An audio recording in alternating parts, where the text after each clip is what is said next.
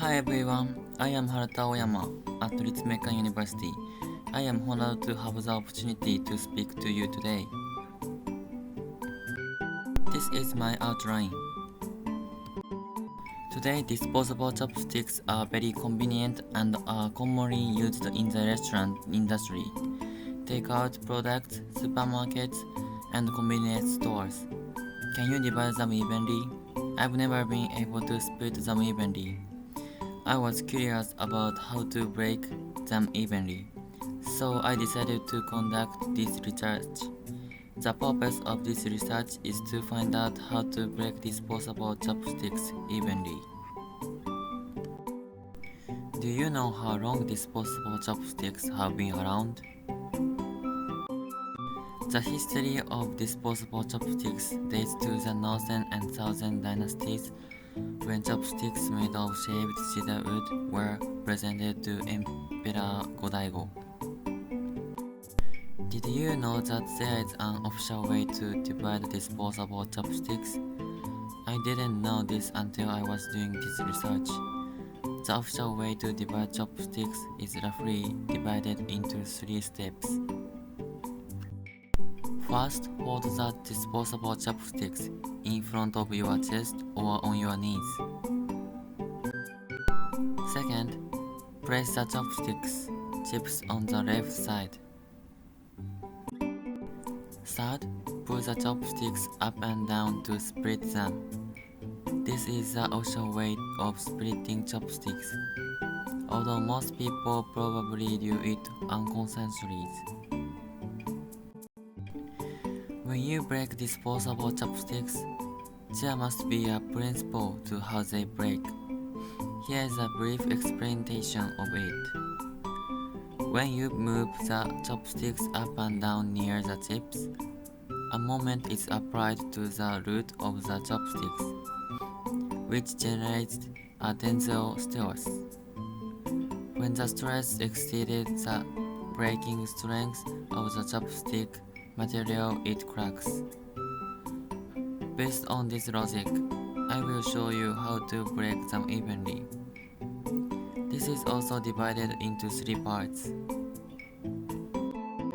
First, position the chopsticks horizontally and separate them vertically. Regarding the first reason, it is important that the stress that caused the chopsticks to break acts evenly and perpendicularly to the axis of the chopsticks. To achieve this, pull slowly so that only a static load is applied.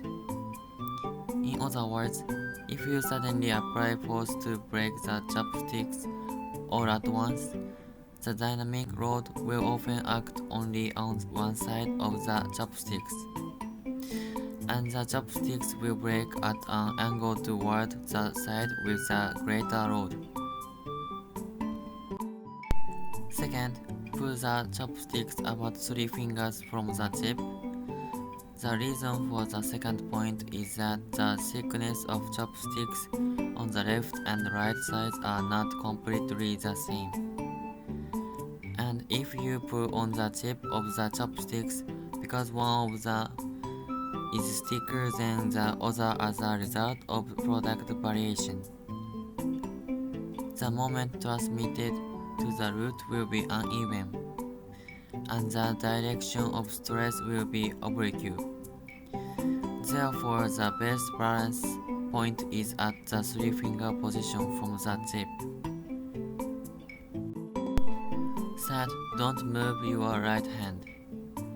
The reason for that is that moving the right and left arms complicates the control of applying force slowly and becomes difficult. So it is important to keep the right hand still and apply the force slowly with the left hand to avoid dynamic loading. Based on this, I would like to conduct an experiment. For the first experiment, I would like to ask 20 people to break disposable chopsticks without saying anything. This is because I want to find out how people usually break chopsticks unconsciously and how evenly they do. I also decided on 3 levels to evaluate the uniformity, as shown in this table. The results of this experiment were as follows.